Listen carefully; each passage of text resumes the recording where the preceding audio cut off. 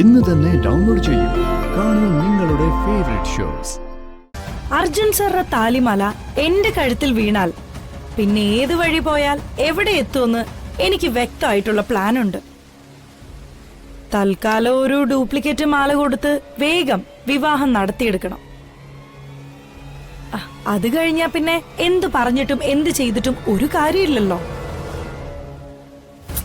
ദേ ചിനു, നീ ആ മണിമാലയുടെ ഫോട്ടോ എടുത്ത് എനിക്കൊന്ന് അയക്ക്. അപ്പോ അന്ന് ലോക്കറിൽ വെക്കാൻ തരാത്തത് നന്നായല്ലേ? എങ്കിപ്പ ചേച്ചി അതെടുത്ത് അവർക്ക് കൊടുത്താനെ. മണിമാല എന്റെ ഇല്ല, അച്ഛന്റെ കയ്യില. അച്ഛനോട് ചോദിക്ക്. എന്നിട്ട് ചേച്ചി എന്നെ എന്റെ ഫോട്ടോ എടുക്കോ എന്ത് വേണമെങ്കിലും ചെയ്യാം. അച്ഛനോട് പറഞ്ഞാ മതി. നീ എന്നെ ചതിക്കുമായിരുന്നല്ലേ? നീ ഇപ്പോ ആ നരേന്ദ്രനോട് പറയുന്നതൊക്കെ ഞാൻ കേട്ടു.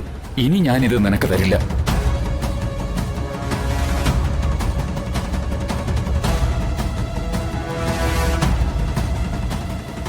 മണിമാല വെച്ച് ഞാൻ കളിക്കില്ല. മോളെ, അച്ഛനോട് പറയാനൊന്നും പറ്റില്ല. എങ്കിൽ ചേച്ചി വേറെന്തെങ്കിലും വഴി നോക്ക്. മണിമാലയെ കുറിച്ച് ഞാൻ പറയാതെ തന്നെ അറിയാലോ. കയ്യും കണക്കും ഇല്ലാതെ അനുഭവിക്കേണ്ടി വരും. അങ്ങനൊരു പരീക്ഷണത്തിന് ഞാൻ തയ്യാറല്ല. എത്ര നാൾ ഞാൻ കഷ്ടപ്പെട്ട് ഇതുവരെ കൊണ്ടെത്തിച്ച നാടകമാ ഈ മണിമാല കാരണം പൊളിയാൻ പോകുന്നെന്ന് അറിയോ നിനക്ക്? എല്ലാം നിന്റെ വാശി കാരണം.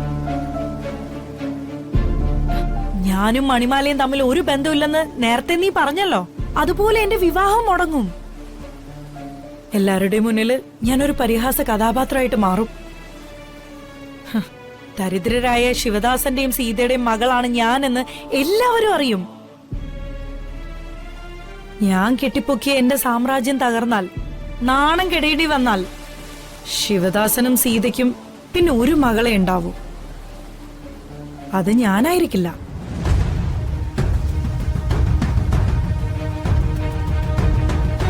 പ്രതീക്ഷിച്ച ജീവിതം എനിക്ക് കിട്ടാതെ വന്നാൽ എന്റെ അപ്രതീക്ഷിത മരണമായിരിക്കും നിങ്ങൾ എല്ലാവരും കേൾക്കാൻ പോകുന്നത്.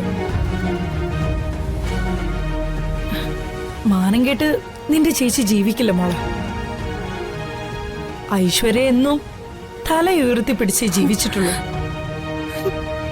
അത് താഴുന്നത് എന്റെ മരണത്തോട് തന്നെയായിരിക്കും. ഞാനാണല്ലോ നിങ്ങൾക്ക് എല്ലാവർക്കും ഇപ്പൊ ഒരു പ്രശ്നം. എന്റെ ശല്യം ഞാൻ തന്നെ തീർത്തു തരാം. സ്വന്തം ചേച്ചി എന്ന എന്റെ ജീവിതത്തെക്കാൾ വലുത് നിനക്ക് നിന്റെ വാശിയല്ലേ? അത് തന്നെ നടക്കട്ടെ.